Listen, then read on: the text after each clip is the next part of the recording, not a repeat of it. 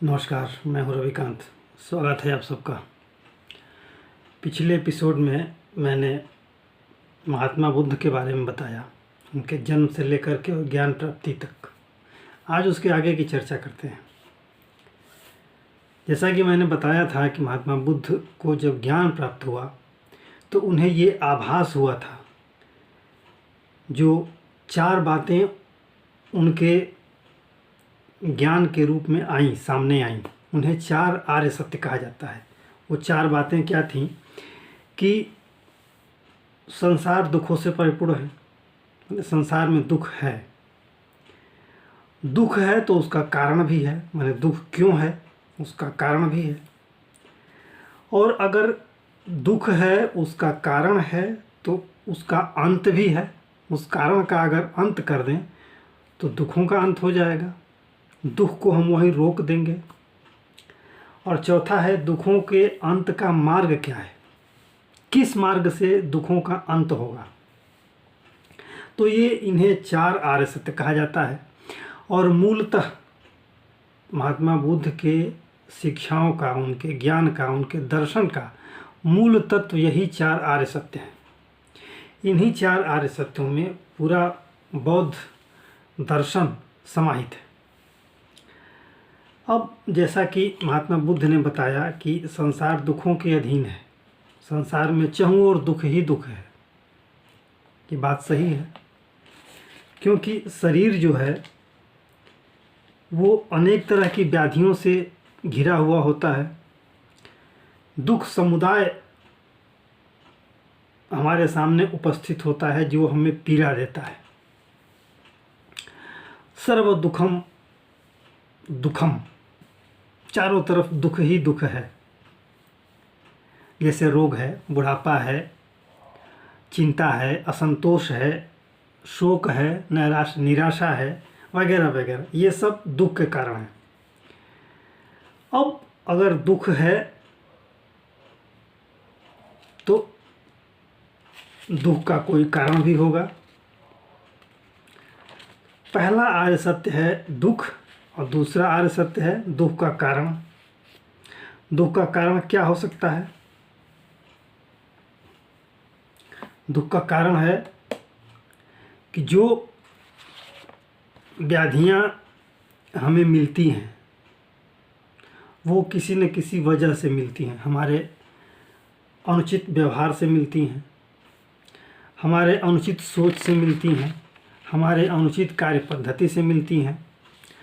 तो अगर हम इन सभी दुखों को रोकना है तो हमें आचरण को शुद्ध करना होगा, अपने व्यवहार को शुद्ध करना होगा, ताकि ये दुख हमारे पास न आए, ये दुख से हम दूर रहें। और जो चौथा आर्य सत्य है वो यही है कि किन मार्गों से हम इन दुखों को अपने से दूर हटा सकते हैं। तो महात्मा बुद्ध ने जो बताया वो उसका एक अष्टांगिक मार्ग बताया। इसे अष्टांगिक मार्ग कहा। 8 मार्ग हैं जिन्हें अष्टांगिक मार्ग कहा जाता है। इन अष्टांगिक मार्ग के द्वारा ही हम दुखों को रोक सकते हैं। दुखों को रोकने के ये 8 मार्ग हैं। जैसे सम्यक दृष्टि। सम्यक दृष्टि है कि किसी भी वस्तु का वास्तविक स्वरूप के बारे में जानना, किसी भी वस्तु के वास्तविक स्वरूप को जानना, उसके आभासी स्वरूप से दूर रहना। कहने का मतलब ये है कि अगर आप सकारात्मक दृष्टिकोण से किसी वस्तु के बारे में सोचेंगे तो उससे आपको दुख नहीं होगा। दूसरा है संकल्प, सम्यक संकल्प। सम्यक संकल्प का अर्थ है कि आपके अंदर विषयासक्ति न हो, हिंसा द्वेष से आप दूर रहें। तो इस तरह के जो दुर्व्यवहार हैं अगर आप उनको रोक देते हैं तो आपके अंदर ये दुख नहीं आएंगे। तीसरा है सम्यक वाक। सम्यक वाक माने वचन। आप उचित बात बोलें, सत्य बात बोलें, झूठ न बोलें, और हंसी मजाक में भी कट वचन न बोलें। अगर ऐसा सम्यक वाक करते हैं तो आप दुख से दूर रहेंगे। सम्यक कर्मांत, जैसे आपके कर्म जो हैं वो घृणा, नफरत, इससे दूर दान और दया की तरफ होना चाहिए। सत्य और अहिंसा की तरफ होना चाहिए। आप किसी के साथ हिंसा मत करिए। किसी के अंदर अगर हिंसक प्रवृत्ति है तो उसे सुधारने की कोशिश कीजिए या उस व्यक्ति से दूर रहिए आप। तो अगर इस तरह के सत्कर्म आप करते हैं तो आप दुखों से दूर रहेंगे। सम्यक आजीव, आप सदाचार के नियमों के अनुकूल आप अपनी आजीविका को अपनाएं और उसी के अनुसार अपना जीवन व्यतीत करें। सम्यक व्यायाम, अब इन सभी आचरणों को करने के लिए शरीर का शुद्ध होना, शरीर का स्वस्थ होना, मस्तिष्क का स्वस्थ होना आवश्यक है। इसके लिए आप योग करें, ध्यान करें और अपने आचार व्यवहार को नियंत्रित करें ताकि इन सभी सत्कर्मों को आप अपने जीवन में उतार सकें। अगला है सम्यक स्मृति। सभी प्रकार की मिथ्या धारणाओं को त्यागना, ये सम्यक स्मृति है। आपके विचार में, आपके मन मस्तिष्क में कभी भी ऐसे विचार नहीं आने चाहिए जो किसी के लिए घातकारी हो या आपके लिए घातकारी हो, या कोई मिथ्या धारणा, किसी के प्रति आप कोई मिथ्या धारणा बना लेते हैं, इस तरह की धारणाएं भी मन में नहीं आनी चाहिए। अगर ऐसा होता है तो आप दुखों से दूर रहेंगे। अंतिम है सम्यक समाधि, मन और चित्त की एकाग्रता। मन और चित्त को ध्यान मग्न करके आप इतना एकाग्र करिए कि वो शून्य के बराबर, शून्य में विलीन होने वाली जो क्षमता होती है वो अगर आप ग्रहण कर लें तो आप दुखों से दूर रहेंगे। तो अगर इन 8 मार्गों का आप अनुसरण करते हैं तो आप दुख से दूर रहेंगे। और अगर इन 8 को आप सम्यक तरीके से उसका पालन करते हैं तो ये अष्टांगिक मार्ग आपको निर्वाण की तरफ ले जाएंगे। निर्वाण का मतलब महात्मा बुद्ध ने मृत्यु नहीं बताया।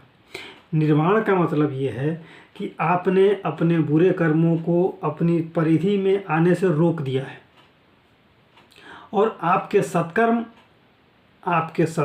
आपकी सच्ची सोच, आपका सच्चा कर्म, आपका सच्चा व्यवहार आपको आध्यात्मिक मार्ग की तरफ ले जाएगा। और वही जो सन्यासी के अंदर, जो उन्होंने सन्यासी को खुश होते हुए प्रसन्नचित्त मुद्रा में जाते हुए देखा था, वो भाव आपके अंदर आएगा।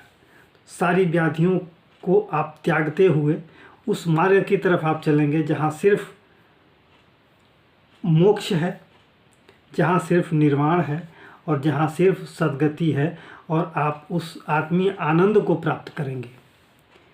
तो ये रहा महात्मा बुद्ध के जो अष्टांगिक मार्ग हैं, उनके चौथे आर्य सत्य का जो मार्ग है वो यही है।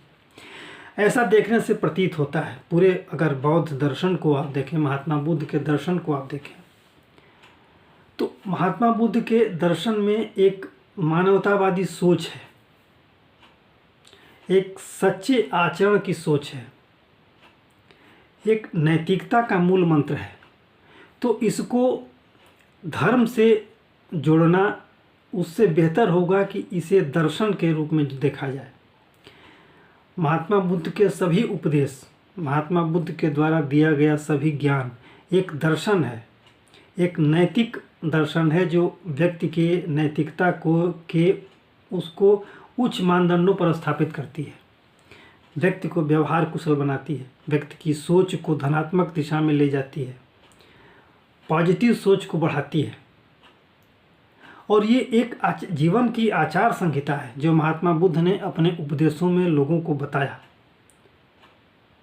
महात्मा बुद्ध के उपदेश जिन ग्रंथों में हैं उन्हें त्रिपिटक कहा जाता है।